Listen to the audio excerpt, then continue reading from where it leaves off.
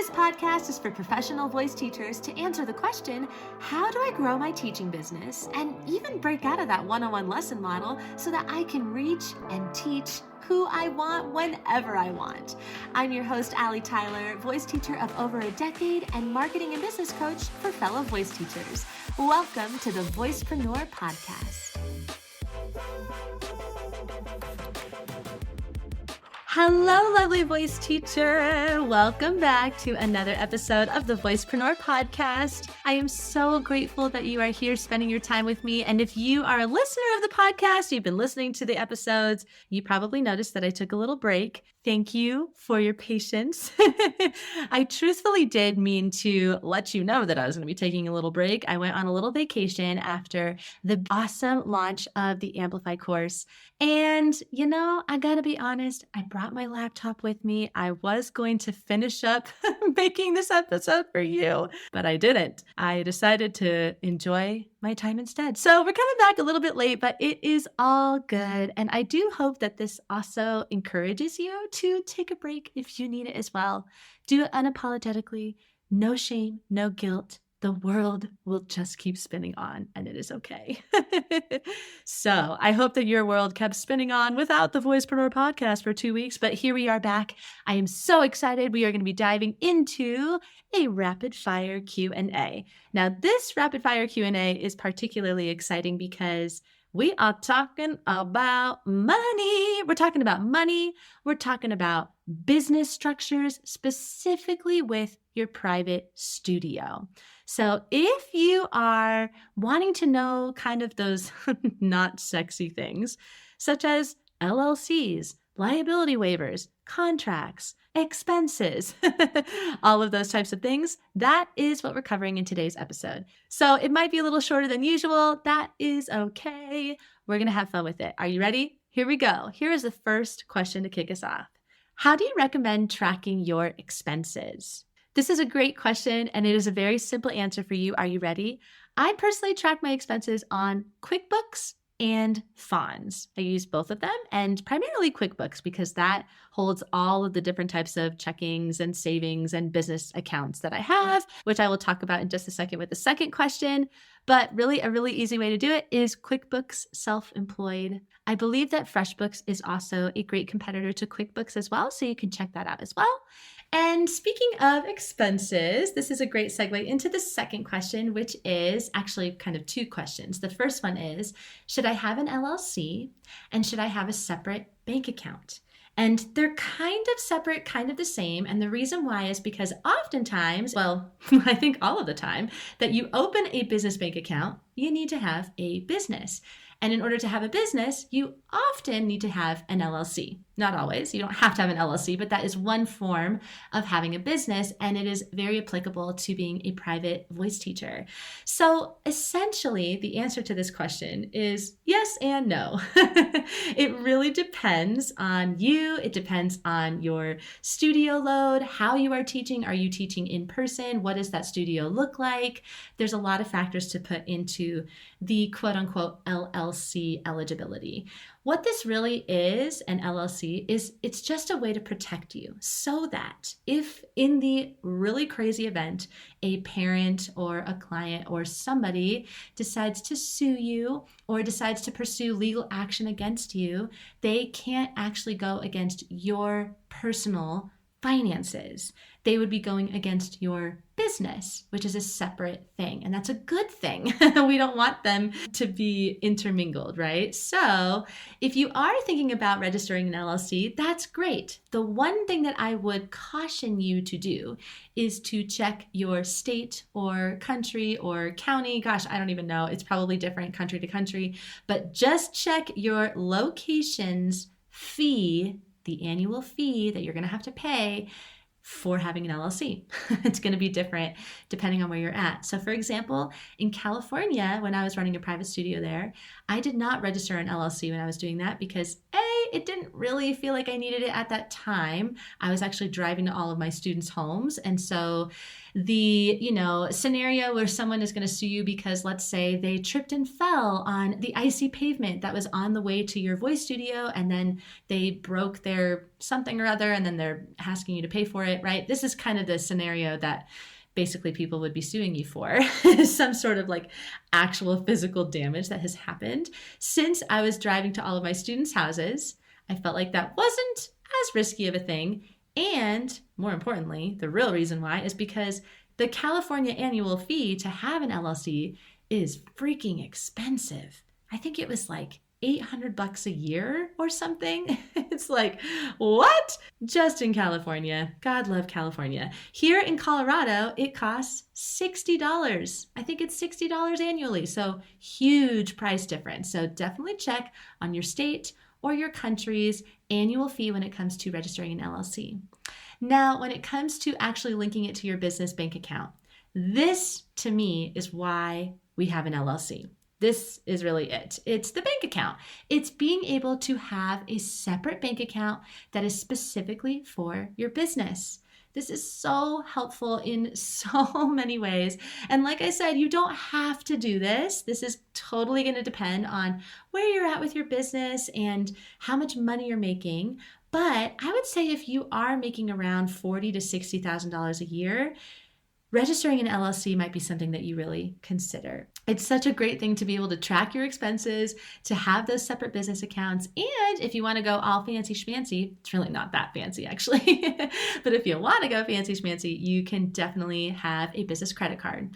And you can have all of your business expenses go through that business credit card, which is paid off by your business bank account, which is created by your LLC, which is tracked by QuickBooks. Hopefully that all made sense. All right, let's move on to question number 3. And this is, should I have my students sign a contract? Yes. Yes, you absolutely want to have a contract.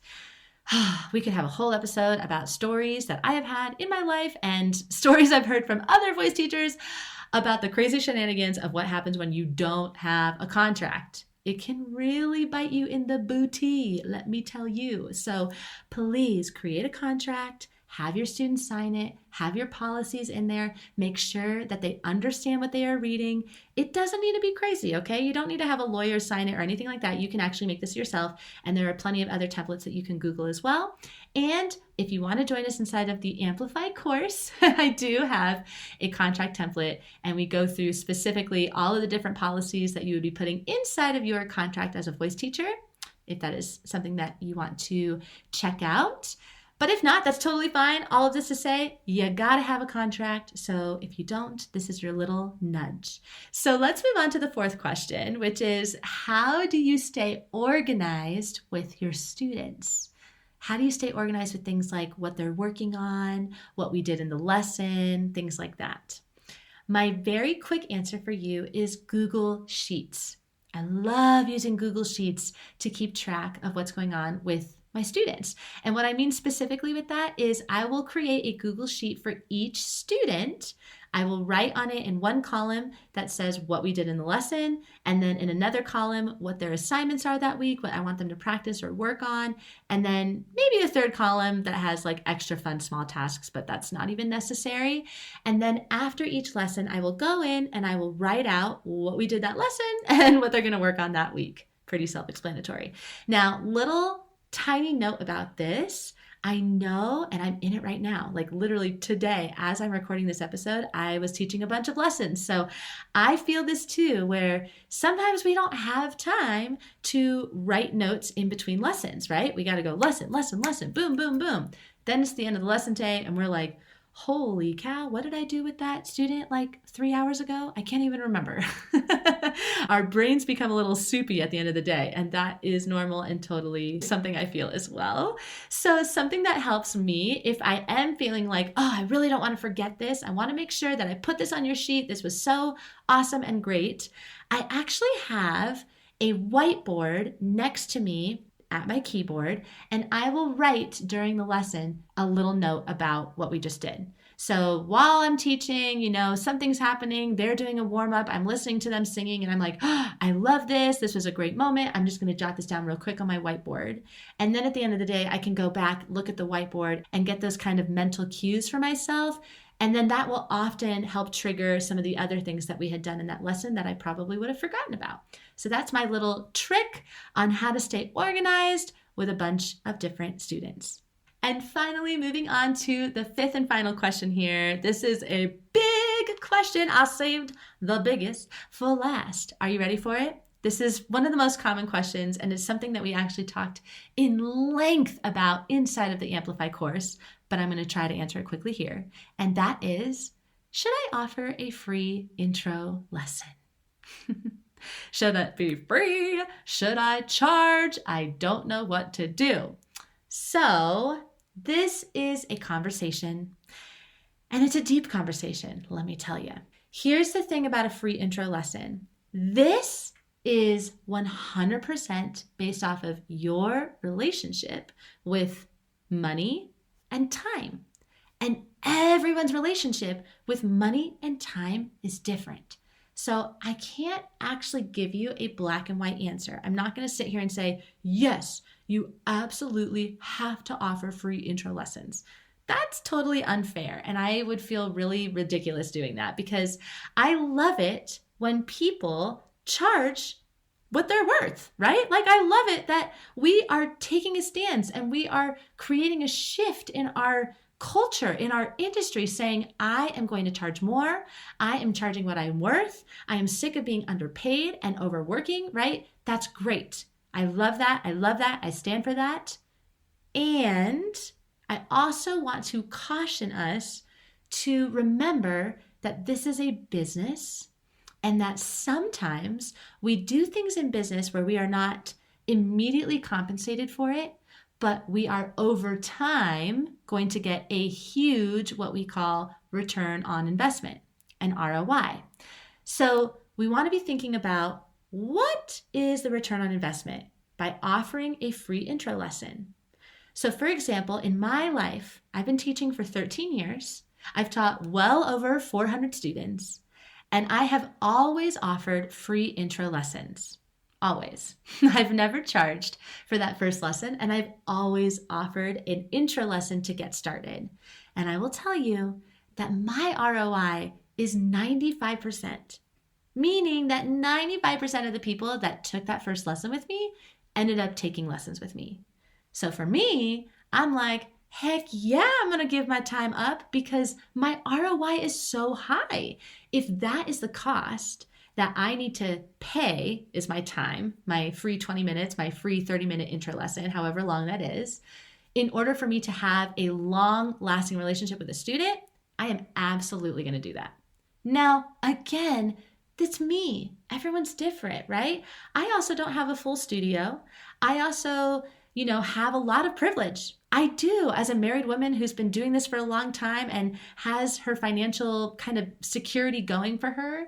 It's a totally different scenario than if I were in my early teaching days and I was living paycheck to paycheck, right? So I'm not saying that, first of all, I'm not saying that that's bad. We all have to start somewhere, of course, right? We all start somewhere. Everybody has to live paycheck to paycheck in order to grow. That's part of it.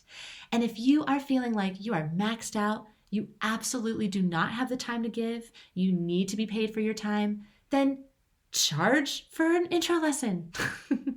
And that's okay too. There is nothing wrong with that. There is no right or wrong. What you could even do, and I've seen a lot of teachers do this, and I think it's a brilliant idea, is you could do something like a 50% discount. You sign up for lessons and you get that first 50% off, right? So you could do something like that if you want to still get paid for your time, but you still also want to give an incentive to the people who are signing up for lessons with you, because that is ultimately what a free intro lesson is. It's an incentive, right? And it's a safe incentive. That's how I view free intro lessons. It's like, yo, I'm asking you to pay me hundreds of dollars a month. I understand that is a huge investment. This is not something to be taken lightly. And so, hey, if you want to try it out and make sure that it's a good fit before making that big investment, I am here for that. I also want to make sure that we are a good fit before I make a time investment with you. So for me, it really is that. But again, I totally understand that everybody's in a different position. I will say that free intro lessons in general, business-wise, are fantastic ways of signing on new students. They really are. If you are noticing that you are giving a lot of free intro lessons, but you're not signing on students, then I encourage you to take a look at what you are doing in that lesson. This might be something that is a you thing. It might be something that is a them thing. We don't know, right? We got to just sort of investigate. So if you do want to know how to nail that intro lesson, this actually is a mini training that is inside of the Amplify course. And I teach you how I go about these intro lessons that gives me that 95% ROI. So you can learn all about that inside of the course. And you can learn about so many more things that have to do with growing your private studio as well. So if you want to learn more about the Amplify course, click on the link inside of the show notes. And don't forget that if you join the Voicepreneur program, you get the Amplify course for free. So that's pretty cool too. And you can check out the link inside of the show notes to check out the Voicepreneur program if it feels like a good fit for you. I hope that this was helpful for you. I love talking about all the ins and outs of your private studio, and there's going to be so many more episodes that are coming along those lines. If you have any questions regarding your private studio or scaling, let's say you want to build online courses or memberships or any of that jazz, that is what we are here for at The Voicepreneur. Come and DM me over on Instagram at The Voicepreneur, or come and join us inside of the Aligned Voice Teachers Facebook group. We will link that inside of the show notes. You can come join us there and you can ask your question, and who knows, maybe it will get answered on a future rapid fire Q&A. I will see you here next week on Thursday, and I hope that you have a beautiful rest of your day.